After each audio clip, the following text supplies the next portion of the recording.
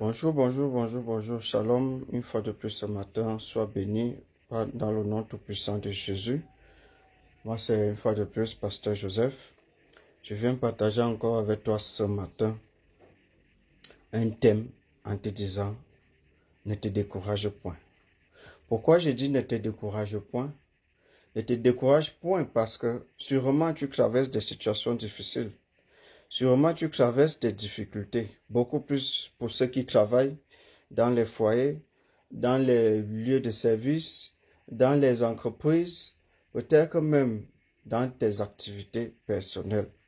Dieu te dit ce matin, ne te décourage point. Pourquoi ne te décourage pas? Parce qu'il est avec toi. Car Jésus-Christ est là, il ne viendra pas bientôt, mais il est déjà venu. C'est justement parce qu'il est déjà venu que tu es debout ce matin. C'est parce qu'il est déjà venu que tu as pu manger depuis le matin. C'est parce qu'il est déjà venu que tes enfants sont en santé. C'est parce qu'il est déjà venu que tu parviens à travailler de l'argent. C'est parce qu'il est déjà venu qu'il te soutient chaque jour pour que tu ne sois pas malade.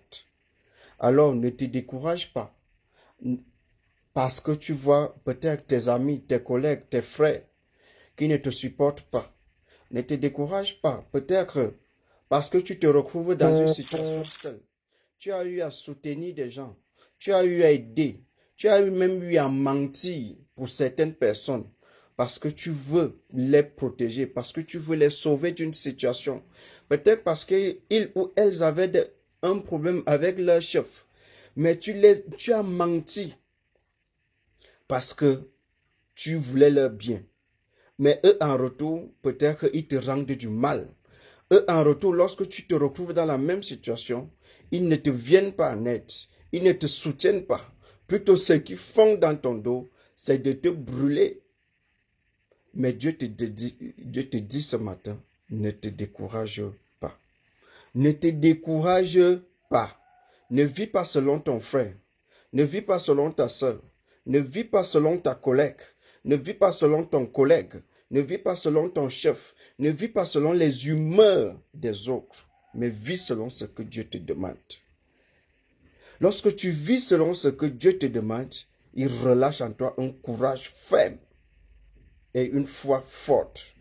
Et le plus souvent, on va dire tu es orgueilleux, tu es méprisant, tu es désinvoltant.